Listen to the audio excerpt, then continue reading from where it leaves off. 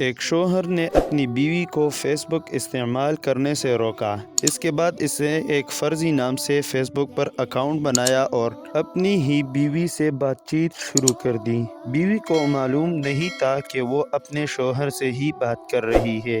بیوی اور اس فرضی نام والے شخص یعنی اس کے شوہر کے درمیان قربت بڑھنے لگی اور شوہر نے فرضی نام کے تحت اس سے محبت کا اظہار کیا۔ 5 ماہ کے بعد شوہر نے اس فرضی نام سے اپنی بیوی سے کہا کہ وہ اپنے شوہر سے طلاق لے کر اس سے شادی کرے۔ بیوی نے اس کے بعد اپنے شوہر سے مسائل پیدا کرنا شروع کر دیے اور طلاق کے لیے بہانے بنانے لگی۔ شوہر کے انکار پر بیوی بہت ناراض ہو گئی اور اپنے گھر والوں کے پاس چلی گئی۔ اس دوران اس کا شوہر جو ابھی بھی فرضی نام سے اس سے بات کر رہا تھا، اسے اپنے شوہر کے خلاف بھڑکاتا رہا۔ 1 ماہ کے بعد بیوی واپس اپنے شوہر کے گھر آ گئی، لیکن اس کے گھر والوں نے اس سے کہا کہ وہ طلاق کے قابل نہیں ہے۔ شوہر کے گھر آنے کے بعد بھی بیوی روز روز اپنے شوہر سے لڑنے لگی۔ ایک دن شوہر نے کہا کہ وہ اسے طلاق دے دے گا، مگر شرط یہ ہے کہ شادی کے 1 ہفتے بعد وہ خود طلاق مانگے گی۔ بیوی نے اس پر راضی ہو کر اپنے فرضی عاشق یعنی اپنے ہی شوہر کو خوشخبری سنائی۔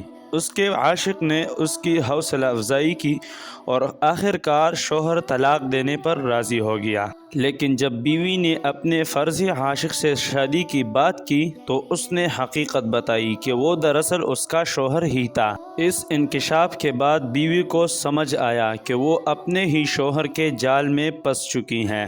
اس حقیقت کو جاننے کے بعد بیوی کو شدید صدمہ پہنچا۔ اس نے اپنے شوہر سے معافی مانگنے کی کوشش کی، لیکن شوہر نے اس کے رویے کی وجہ سے اسے معاف کرنے سے انکار کر دیا۔ اب بیوی نے خود کو اکیلا اور پریشان محسوس کیا، کیونکہ اس کا فرضی عاشق جس پر وہ بھروسہ کر رہی تھی دراصل اس کا اپنا شوہر ہی تھا۔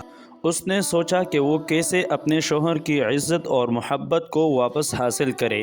بیوی نے اپنے شوہر کے سامنے اپنے غلطیوں کا اعتراف کیا اور وعدہ کیا کہ وہ اپنی اصلاح کرے گی۔ شوہر نے کچھ وقت لینے کا فیصلہ کیا تاکہ وہ دونوں اس صورتحال کو سمجھ سکے اور اپنی زندگی کو نئے سرے سے شروع کر سکے۔ آہستہ آہستہ بیوی نے اپنی وفاداری اور محبت کے ذریعے اپنے شوہر کا دل دوبارہ جیت لیا۔ یہ کہانی ہمیں یہ سبق دیتی ہے کہ اعتماد اور محبت کی بنیاد پر ہی ایک مضبوط رشتہ قائم ہو سکتا ہے۔ اگر کسی رشتے میں شک یا دھوکہ شامل ہو جائے تو اس کا انجام بہت ہی تکلیف دہ ہو سکتا ہے۔ دونوں کو چاہیے کہ وہ ایک دوسرے کے جذبات اور احساسات کا احترام کرے اور مل کر زندگی کی مشکلات کا سامنا کریں۔